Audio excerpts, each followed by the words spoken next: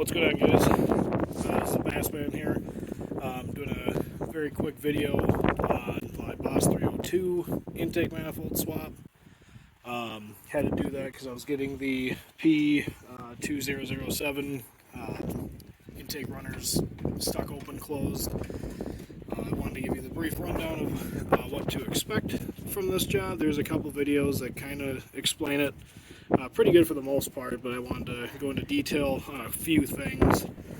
But right away, I'm going to take you around to the stock manifold. And sorry about the wind, nothing I can do about it. So we got the stock intake manifold, and during my searches on the during my research on the stock manifold with that runner code, figured out what it's a very common problem with these 5.0 Coyotes, and I was hoping that you'd be able to get to these pretty easily. The actuators over here, the sensors, that one obviously was not screwed in for right now, but you could get very lucky, but I very highly doubt that you would be able to get those off without pulling the entire manifold off. So I pulled this one off first, checked it, and it looks good, because what's supposed to happen is there is a piece of metal that you can't see from that angle. It's right here. It's connected. But on this one was broken off. So I pulled it out, it looked just like that. So this piece will actually come out completely, and that's supposed to go right there. And that's what actually will open and close your runners. So since we're back here and looking, when you do the Boss swap, you're going to have 4 connectors.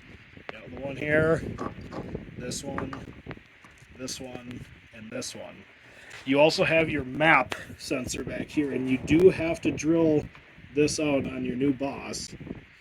It's not very hard. If you have a cutoff wheel, it's super easy, because there's a couple fins that look kind of like this in the back of the manifold. I unfortunately do not have a picture of it, or at least a very good one, but you kind of shave this down a little bit. And we started with like a 1/4 inch hole and stepped it up, because this is, I'm positive it's not 1/2 inch, it's smaller than 1/2 inch, so we went up to about 3/8, and just kind of reamed it out a little bit, and slowly, when we're all done, we just blew out the manifold. All was said and done. So now, back to these 4 sensors and connectors. You do not need to, so back to these and the actuators. The new Boss does not have provisions for those, so they are going to not be used. So in the back of your engine bay, you can zip tie them up, just pull them out to the side. I don't recommend doing anything else with them, just in case you ever want to go back to stock or whatever reason.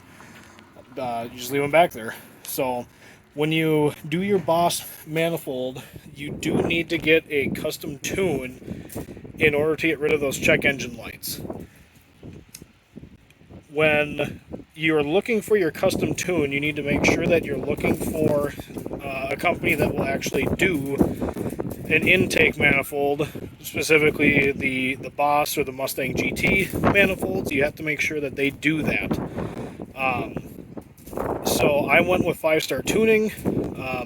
Everything seems to be working great. I've got an SCT X4, I believe is what it is, and I switch between economy and performance tow, just on 87 octane. I just leave it in my center console so I can switch over pretty quickly. It takes just a couple minutes to swap it, if you will. So there's just a couple of things that you have to pull off of here. I'm trying to remember, it was a couple of weeks ago that we did this. You got like, that's probably not even right, but you have your bypass or your blow off, whatever, your purge valve. You're going to have a hose into here. That will get capped off with a vacuum cap. It's not needed. There's no provision for it on the back. Then you have a PCV valve that kind of gets moved So you got to make sure that you don't immediately throw this out when you get your boss. You got to hold on to it. Don't get overzealous. I should add, this is a 2016 5.0, obviously, since it's the Coyote. So as you can see, it's got the stock PCV right here. One of the things that you have to do is extend this coolant line because it runs right over the center of your stock throttle body. So some people say that they're able to route it underneath here. I do not recommend that. I bought probably 3 feet of radiator hose, and as you can see, this is like a foot. So you just get yourself some inline male adapters, hose clamp it down. That's all you gotta do. And then we, just to help clean up, put a zip tie on here. Pretty gets very loose, it's just there to kind of support it. So back here, it's really hard to see, but you can see there's a loose end that has a vacuum cap on it. That's that brake booster line that you have to cap off. Otherwise, if you're remembering right, everything is pretty straightforward up in the front. You have this hose connects in right behind my finger here on the other side, right there. So then down here, I believe so you follow this hose and it snakes down here. You get a better view of it over here.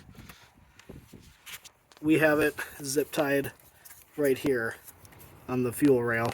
So there's a sensor, then the other end comes out right there. And it runs wherever it needs to go. So those are kind of the hard/scary parts. Overall, very simple. So now one of the problems is I know that 5-Star Tuning and a couple other sites have their own Boss intake manifold swap kits. And they include either a K&N or a Rough Country, air intake tube and filter, open filter.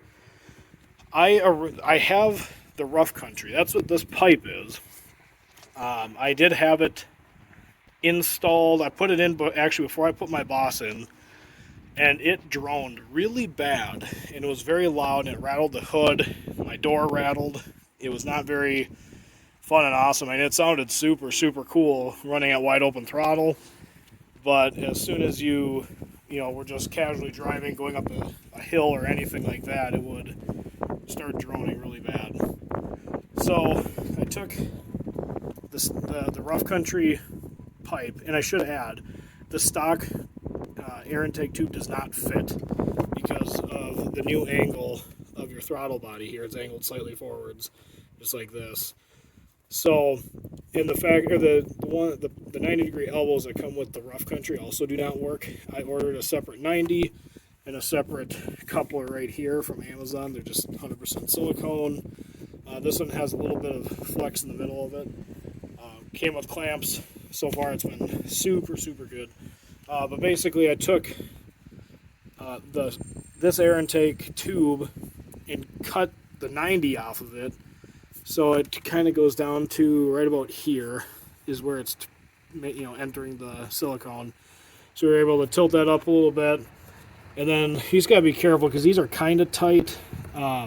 If I had my way, I would make that maybe like 3 inches longer, wouldn't we all? And then right here, and this is kind of angled upwards a little bit more than I would prefer, but that's the best way we could get it in there. And then obviously we're using the stock factory box, and I've got a K&N drop-in washable reusable filter in there. But overall, like I said, very, very simple job. You take the fuel rails out. Be very careful with everything. When you take your fuel rails out, you're going to have little tiny O-rings. Most people recommend replacing those. I did not have any, and I forgot to grab them even though I was at the auto store like 4 times. But you can kind of rejuvenate them with some oil-safe 100% silicone grease. And that's what I did. Just pulled them off, cleaned them up a little bit, rubbed some silicone on them, put them back on, called them a day. And I will tell you right now, because I'm speaking from experience, put the fuel rail, this part, it's one piece, put it on the boss before you put the boss in the truck, because that was very annoying that we did that. But overall, like I said, everything works great. Our personal experience was kind of funny because we forgot to plug in this throttle body sensor, and the truck ran like complete ass. Very obvious something wasn't right. Took us a few minutes because I had about 15 check engine lights, and it turned out to just be that was unplugged. So if you remember that, you'll be good to go. So if you guys have any questions, any comments, concerns, I'll do my best to answer it.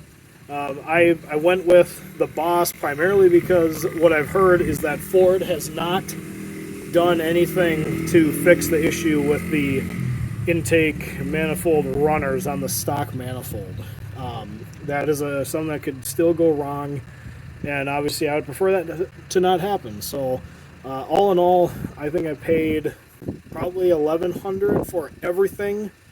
So I got the Boss, the Rough Country, the silicone, and the tune and the tuner for between $1,100 and $1,300, something like that. I made a couple trips to the auto store, but so again, if you have any questions, feel free.